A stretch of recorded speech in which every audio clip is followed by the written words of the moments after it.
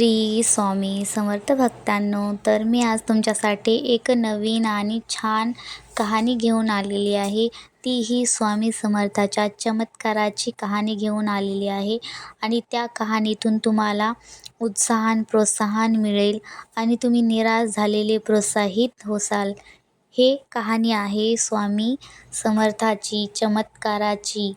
तर चला आपण सुरू करूया. सुरू करण्याआधी माझ्या चॅनलला सबस्क्राईब करायला, लाईक करायला आणि शेअर करायला विसरू नका. आणि व्हिडिओ आवडल्यास कमेंटही नक्की करा आणि मला तुमचा अनुभव सांगा की तुम्हाला माझे व्हिडिओ आवडतात का नाही हेही सांगा. तर चला आपण सुरू करूयात.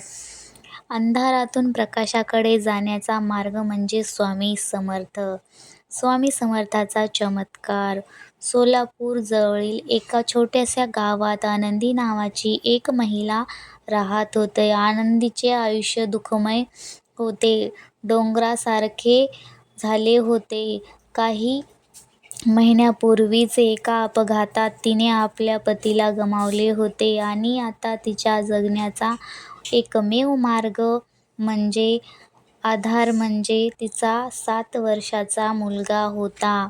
पण नियतीला काही वेगळेच मान्य होते. माधव अचानक एका गंभीर आजाराने ग्रसला गेला. दिवसेंदिवस त्याची तब्येत इतकी खालावली की तो अंथरुणाला खिळला. त्याचे चालणे बोलणे बंद झाले. गावातील डॉक्टरांनीही हात टेकवले होते. आनंदीकडे एवढे पैसे नव्हते की ती शहरात जाऊन मोठ्या हॉस्पिटलमध्ये दाखवू शकेल. गरिबी आणि संकटांमुळे नातेवाईकांनीही आणि गावकऱ्यांनीही तिच्याकडे पाठ फिरवली होती. प्रत्येक बाजूने निराशा झालेली आनंदी एक दिवस रात्री आपल्या मुलाला कुशीत घेऊन ढसाढसा रडू लागली. त्या निराशेच्या आधारात तिला तिच्या आजीने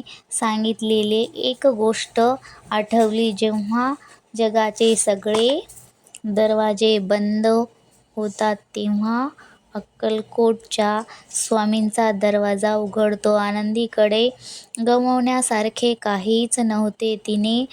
तिने मनाशी एक पक्का निश्चय केला. दुसऱ्याच दिवशी उपाशीपोटी आपल्या आजारी मुलाला कडेवर घेऊन ती कशीबशी अक्कलकोटला पोहोचली. स्वामींच्या दरबारात भक्तिभावाची मोठी गर्दी होत होती. स्वामी महाराज एका वडाच्या झाडाखाली बसले होते. आनंदी गर्दीतून मार्ग काढत पुढे झाली आणि तिने निशब्द होऊन माधवला स्वामींच्या चरणावर तिच्या डोळ्यातून अश्रूंच्या धारा वाहत होत्या. ती फक्त हा एवढाच शब्द बोलू शकली.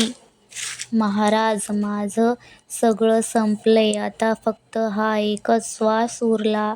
याला तरी वाचवा. देवा, दया करा. स्वामी महाराजांनी आपल्या तेजस्वी आणि अंतर्दर्शी नजरेतून आनंदीकडे पाहिले. वरून कडकड वाटणारे स्वामी आनंदीची ती आर्त हाक ऐकून सुखावले. स्वामी महाराज अचानक मोठ्याने गरजले, कोण म्हणतं तू एकटी आहेस? भिवू नकोस, मी तुझ्या पाठीशी आहे. त्याच वेळी स्वामींनी जवळ पडलेली थोडीशी अंगारा विभूती उचलली आणि आनंदीच्या हातात देत म्हणाले, जा त्याच्या कपाळाला लाव आणि पाणी पाज. आनंदीने पूर्ण श्रद्धेने तसेच केले. ती विभूती माधवच्या कपाळाला लावताच आणि पाण्याचे 2 थेंब त्याच्या तोंडात पडताच एक चमत्कार झाला. जो मुलगा गेले अनेक महिन्यांपासून साधी हालचालही करत नव्हता, त्याने हळूहळू डोळे उघडले. तो स्वतःहून उठून बसला आणि आई म्हणून आनंदीला बिलगला. तिथे उपस्थित असलेल्या सर्व भक्तांना हा चमत्कार पाहून थक्क झाले संपूर्ण अक्कलकोट नगरी. श्री स्वामी समर्थ, जय जय स्वामी समर्थ या घोषणेने दुमदुमून गेली. आनंदीच्या डोळ्यात आता दुःखाचे नाही तर कृतज्ञतेचे अश्रू होत येते. स्वामींनी केवळ तिच्या मुलाला जीवनदान दिले नव्हते तर तिला जगण्याची नवी उमेद दिली होती. तात्पर्य: स्वामी समर्थांच्या दरबारातून कोणीही कधीच रिकाम्या हाताने परत येत नाही.